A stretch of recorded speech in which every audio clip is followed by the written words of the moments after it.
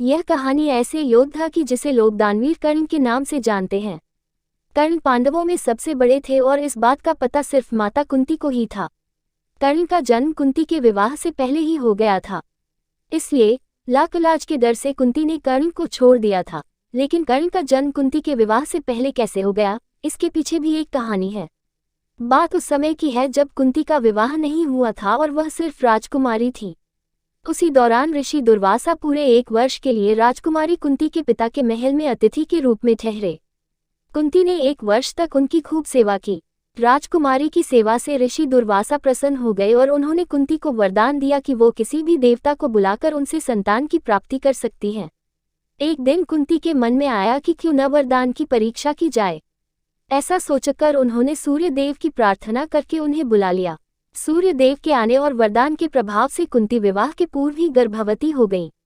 कुछ समय बाद उन्होंने एक पुत्र को जन्म दिया जो सूर्य देव के समान ही प्रभावशाली था। साथ ही जन्म के समय से ही उस शिशु के शरीर पर कवच और कुंडल थे। कुंवारी अवस्था में पुत्र की प्राप्ति के कारण लोकलाज के डर से कुंती ने उसे एक डिब्बे में बंद करके नदी में बहा दिया।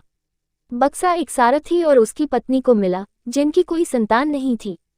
वो दोनों कर्ण के रूप में पुत्र को पाकर बहुत खुश और उसका लालन पालन करने लगे। यही सूर्यपुत्र आगे चलकर दानवीर कर्ण कहलाए और कई वर्षों बाद कुरुक्षेत्र के युद्ध में 5 पांडवों के सामने वह एक शक्तिशाली योद्धा के रूप में खड़े रहे। द्रौपदी के विवाह के लिए स्वयंवर का आयोजन किया। इस स्वयंवर में कई राजाओं ने भाग लिया था। स्वयंवर की शर्त यह थी कि वहां रखे धनुष को उठाकर पर प्रत्यंचा चढ़ानी थी और नीचे पानी में देखकर ऊपर छत पर घूम रही मछली की आंख का निशाना लगाना था। सभी चाहते थे कि वे द्रौपदी से विवाह करें क्योंकि राजकुमारी बहुत ही सुंदर थी और उसके पिता यानी राजा द्रुपद शक्तिशाली राजा थे। स्वयंवर में श्री कृष्ण भी उपस्थित थे और वेश बदलकर सभी पांडव भी यहाँ पहुंचे थे। धृतराष्ट्र पुत्र दुर्योधन भी इस स्वयंवर में गया था, लेकिन उसके मन में शंका थी कि वह स्वयंवर की शर्त पूरी नहीं कर सका तो सभी राजाओं के सामने उसे अपमानित होना पड़ेगा। इस डर से उसने प्रतियोगिता में भाग नहीं लिया। उसने लक्ष्य भेदने की कोशिश ही नहीं की।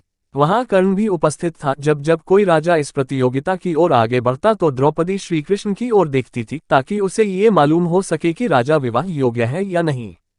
स्वयंवर में कर्ण आगे बढ़ा और उसने धनुष उठाकर उस प्रत्यंचा चढ़ा दी। श्री कृष्ण जानते थे कि कर्ण स्वयंवर की शर्त पूरी कर सकता है। उन्होंने द्रौपदी को इशारा कर दिया कि ये तुम्हारे लिए उपयुक्त वर नहीं है।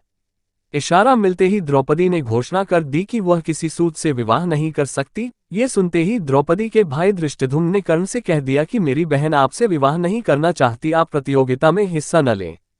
ये सुनकर कर्ण ने खुद को अपमानित महसूस किया और क्रोधित होकर वहां से चला गया। इसके बाद ब्राह्मण के रूप में उपस्थित अर्जुन ने प्रतियोगिता की शर्त पूरी की और द्रौपदी से विवाह किया। श्री केदारनाथ मिश्र प्रभात द्वारा रचित कर्ण नामक खंड काव्य की कथावस्तु 7 सर्गों में विभक्त है।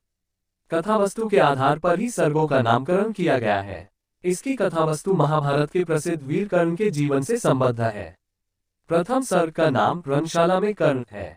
इस सर्ग में कर्ण के जन्म से लेकर द्रौपदी के स्वयंवर तक की कथा का संक्षेप में वर्णन है। कुंती को जब वह अविवाहित थी, सूर्य की आराधना के फलस्वरूप एक तेजस्वी पुत्र रत्न की प्राप्ति हुई। उसने लोकलाज और कुल की मर्यादा के भय से उस शिशु को नदी की धारा में बहा दिया। संतान सारथी अधिरथ उस बालक को अपना पुत्र मानकर घर ले आया। उसे भला क्या ज्ञात था कि जो बालक उसे मिला है उसमें साक्षात सूर्य का तेज है। यही बालक महाभारत का अजेय वीर, कर्मवीर और दानवीर कर्ण के नाम से प्रसिद्ध होगा। उसके द्वारा पाले जाने के कारण वह सूत पुत्र तथा पत्नी राधा के पुत्र रूप में राधेय कहलाया। एक दिन वह बालक राजभवन की रणशाला में पहुंच गया। सूत पुत्र होने के कारण वहां उसकी वीरता का उपहास किया गया। यद्यपि वह सुंदर और सुकुमार बालक था, किंतु अर्जुन ने उसे सूतपुत्र कहकर अपमानित किया। कौरव पांडव राजकुमारों के गुरु कृपाचार्य भी उससे घृणा करते थे। दुर्योधन कर्ण के वीर वेश और ओज से अत्यंत प्रभावित था। पांडवों से ईर्ष्या रखने वाले दुर्योधन ने सोचा कि इसे अपनी ओर मिला लेने से भविष्य में पांडव पक्ष को दबाए रखना संभव हो जाएगा। अतः स्वार्थवश उसने उसे प्रेम और सम्मान प्रदान किया। इससे कर्ण के आहत मन को कुछ धीरज एवं बल मिला। द्रौपदी के स्वयंवर में बड़े बड़े वीर धनुर्धर आए हुए थे और स्वयंवर की प्रतिज्ञा के अनुसार लक्ष्यवेद करना था। जब कर्ण मत्स्य वेद करने उठा तब द्रौपदी ने भी उसको हीन जाति का कहकर अपमानित किया।